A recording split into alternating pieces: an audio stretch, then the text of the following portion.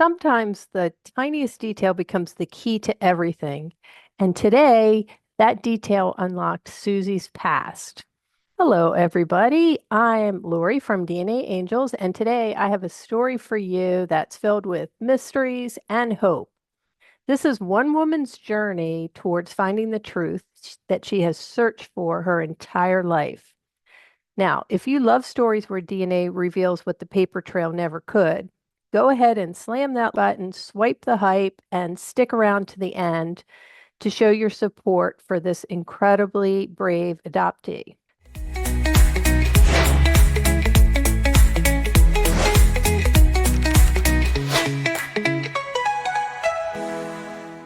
So, this is Susie's story and the search for her biological parents.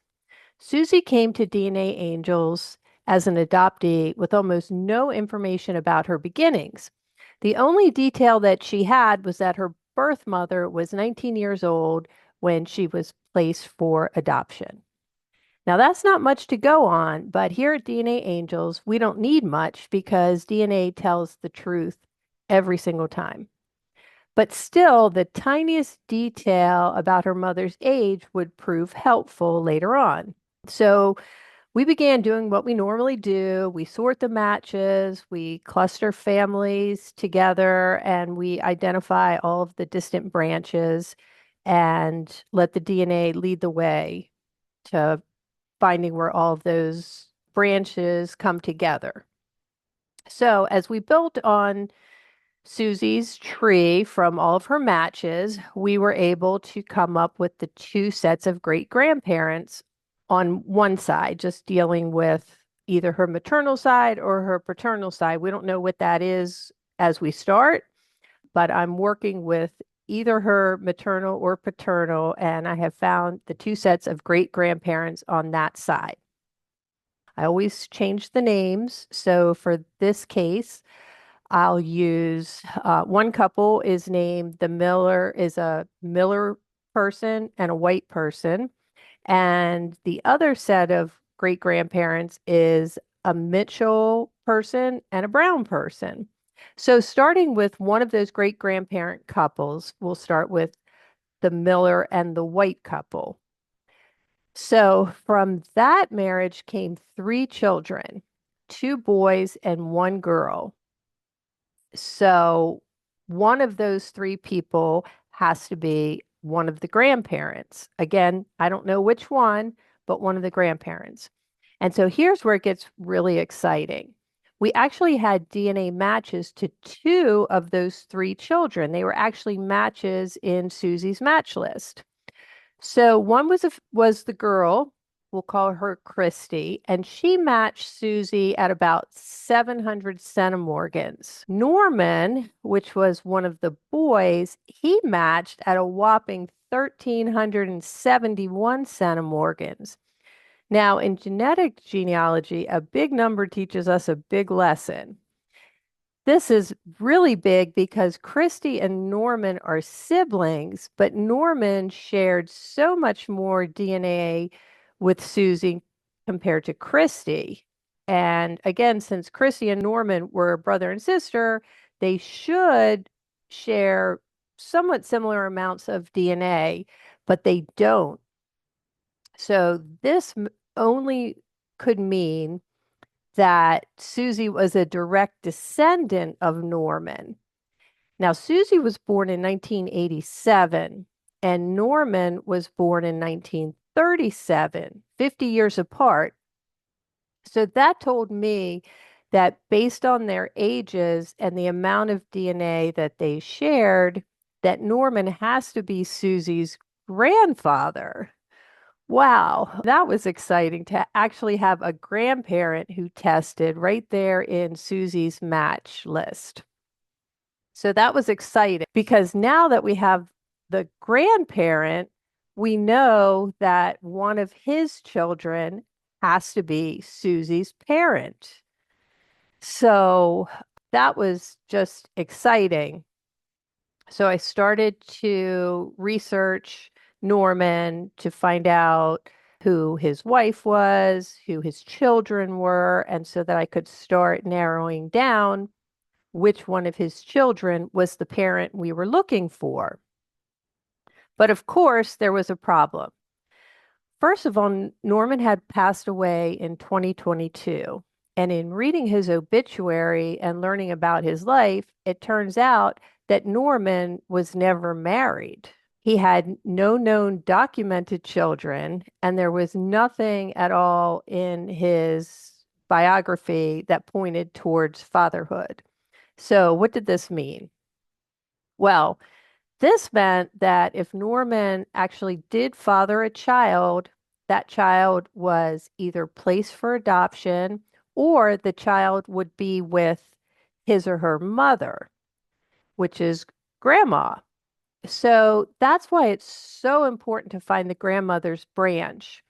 When a couple who doesn't marry have a child together, unless that child is placed into adoption, almost always you'll find the child with their mother. And that has to be the case here, since we know that Norman didn't have any children in his life.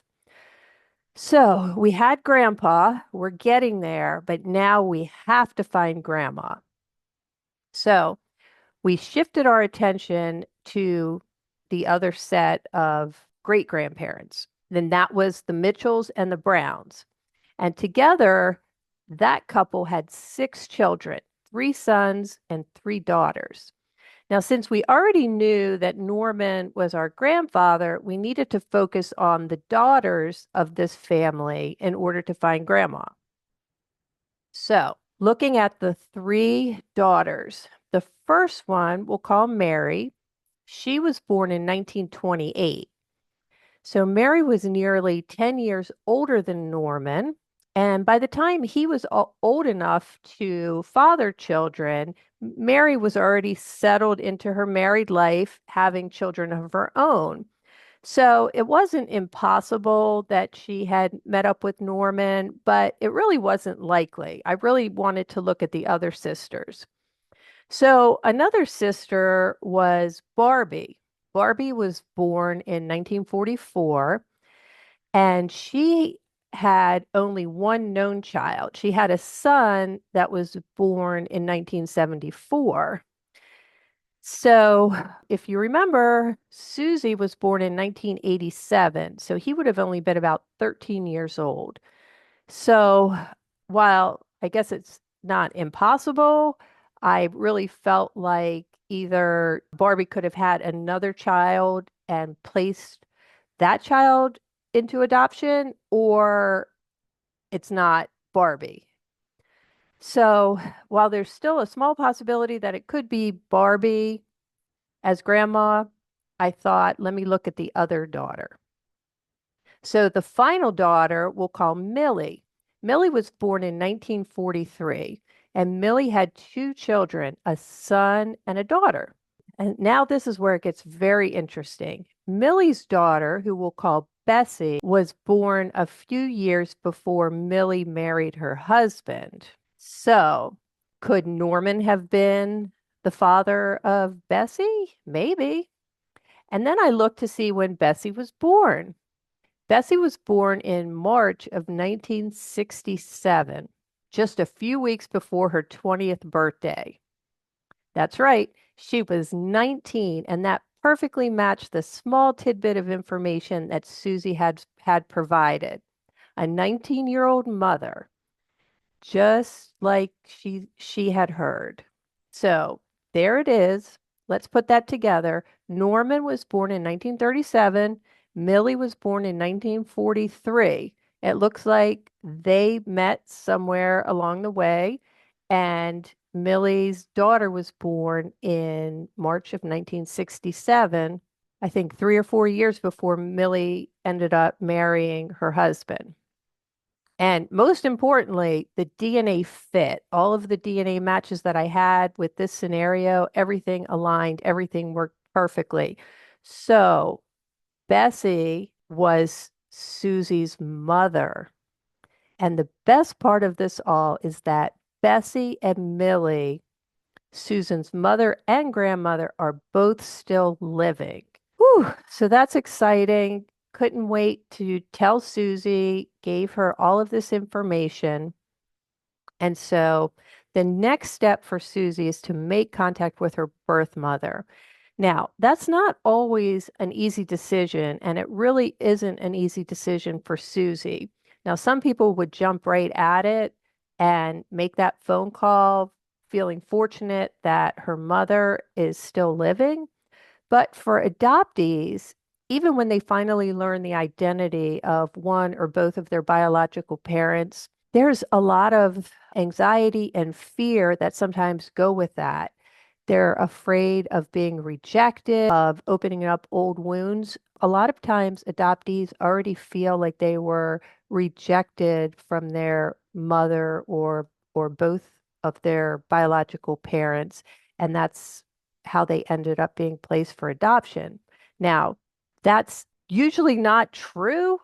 Many birth mothers are young, scared, unsupported, trying to find a better life for their child. It's a very selfless act. And so they're trying to make the most loving choice that they can. But for the adoptee, they feel like they've been rejected, unwanted, unloved, and all of those feelings. And so to reach out and to possibly get that same rejection again is really, really hard for an adoptee. And so Susie just needs to take some time to prepare for all of that, to think about it, and hopefully she'll reach out and be welcomed with loving, open arms, but you just don't know that until you try. So, whatever Susie's decision is, we at DNA Angels support her 100%. So, now we are still working to identify Susie's biological father. There's lots of twists and turns in that family. And so I hope to have an update soon and have him identified. Now, to Susie, if you're watching this, we see you, we honor your courage, we celebrate your truth, and we hope that this chapter brings healing, understanding, and maybe even a connection. And to those of you who are listening to Susie's story, if this story has touched your heart, please take a moment to slam that button, swipe the hype bar, and most importantly, leave a turkey emoji in the comments section to show Susie your love and support this Thanksgiving season. And if you can't find a turkey, you can leave anything that is Thanksgiving or fall related.